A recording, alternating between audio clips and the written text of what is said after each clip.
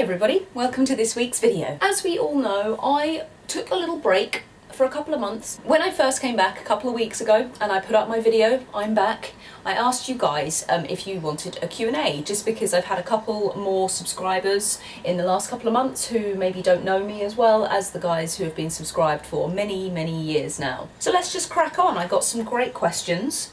Let's start. So first of all, from DWDW Music, do you see any parallels in how Britain dealt with pandemics in history and now?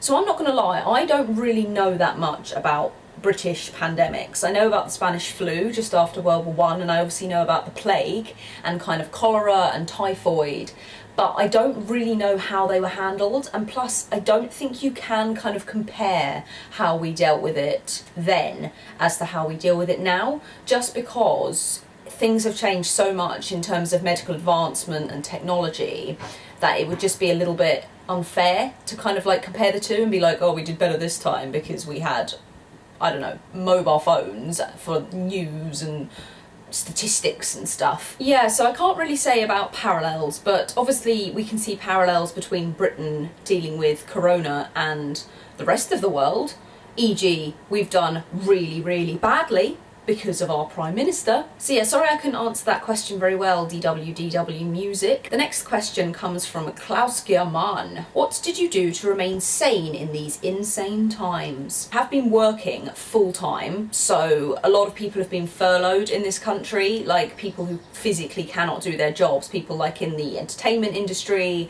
and kind of public facing jobs. A lot of them haven't been able to do it. Obviously that's aside from the medical and emergency services and also the people who work in food shops and things like that, but a lot of people have been furloughed. I have been able to do my job from home the whole time, so I'm working 9 to 5 Monday to Friday as normal, which has been quite nice because it's been something kind of to keep you going, and then also it still breaks up the week because on a Saturday and Sunday it still feels like a weekend. But aside from that, I've been really learning a lot of French, which has been really good because, you know, I wanted to get a little bit more fluent in French, and I think I've managed to get a little bit more fluent in French, but I've got better, so that's the main thing. I've also been reading a lot, but we'll go into that a little bit later because there's another question that kind of relates to that a little bit more.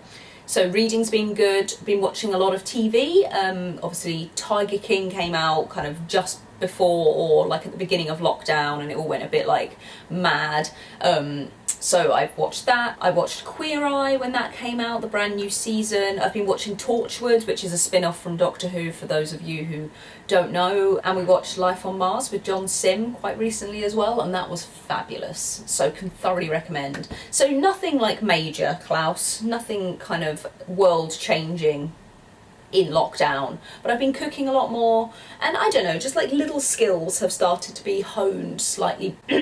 Whoa, little skills have started to be honed more and more, so yeah, pretty much that. So Chris from Berlin is interested to learn more about my German ancestors, because that is one thing that I was doing at the beginning of lockdown. I went onto Ancestry.com and kind of used their little 2-week free trial just to do some digging because I was quite interested, and I managed to trace back some German roots, and Chris from Berlin is interested to know, so I'll probably do a whole separate video on that.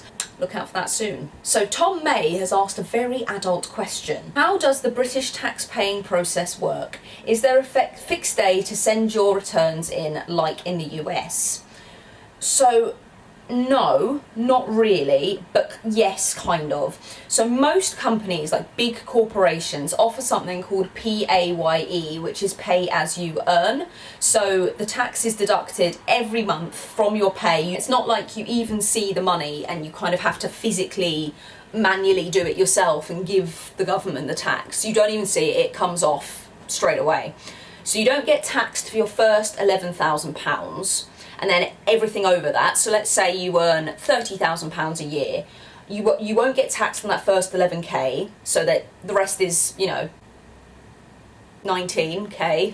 I'm really good at maths. So that 19k you will be taxed 25% on.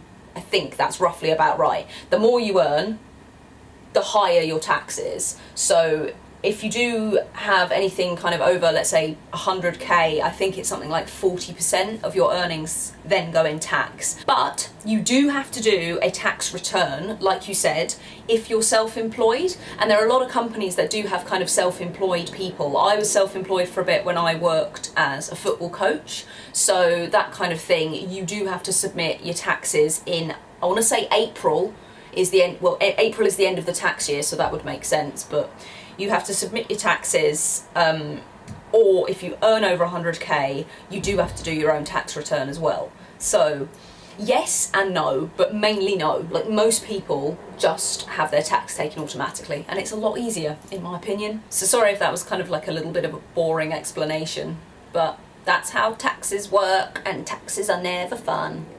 The next person is Neon Leon, who has said, would you say it would be a reasonable thing for such a divided country like the US to simply split in half or more pieces? Which I thought was a really interesting question. I don't think it would work at all, unfortunately, because you've got to think, it's not like an equal split, same as in the UK. Like, the UK at the moment is such a divided country with the right wing and the left wing and Brexit and Remainers, and you know, it's such a kind of big divide.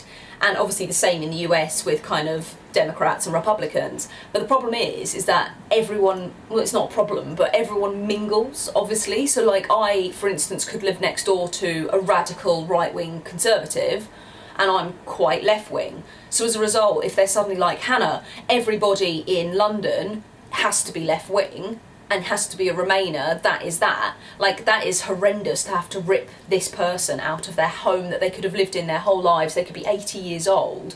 You can't just move them like that. It just wouldn't work, unfortunately. And also, like, you kind of need to be challenged as well, because otherwise you're going to end up fighting in your own contingency anyway. Human beings fight, like, they disagree. That's kind of just our foundations, really. Like, it's just always going to happen. I just don't think it would work, because we're too ingrained, which is the right way it should be, in my opinion.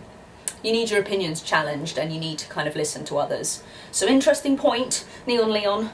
But I don't think so, is the answer. So NRX25 has said bacon and eggs or pancakes, which I think is the kind of content we need on this channel. So in my humble opinion, 'tis pancakes. Will always be pancakes. I don't love eggs and I don't love bacon. Bacon is too salty, which I know is like sacrilegious in this country.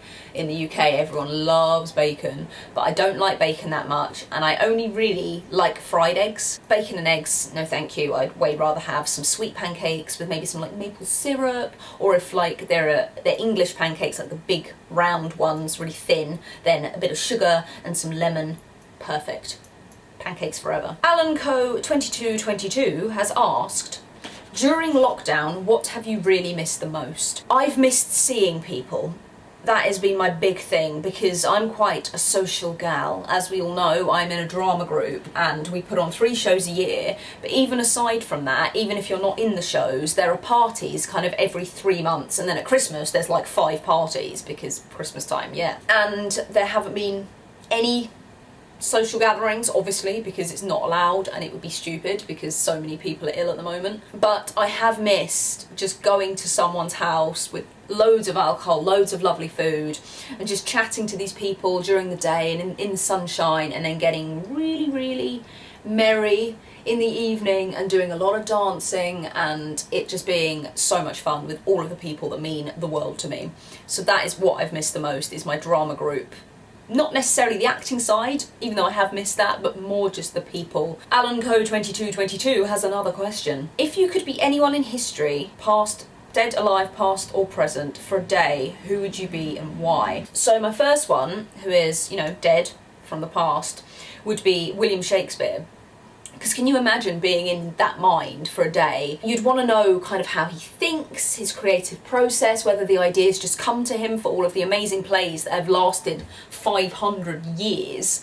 So it would just be so fascinating to kind of see what he thinks about, how he thinks, whether it's different to kind of how I think, and obviously even just having someone from 500 years ago, what is the most important thing to him, as opposed to like us in our modern day. It would just be so interesting. And the last one is Julie Andrews, a staple of my childhood. She was Mary Poppins, she was in Sound of Music, she was in The Princess Diaries, which was one of my favourite films growing up. So I would love to be that talented for a day, just to be in her head, to be able to sing that beautifully and know how many lives you have touched and how many people know who you are across the world. Like, that's crazy. Everyone's heard of Mary Poppins.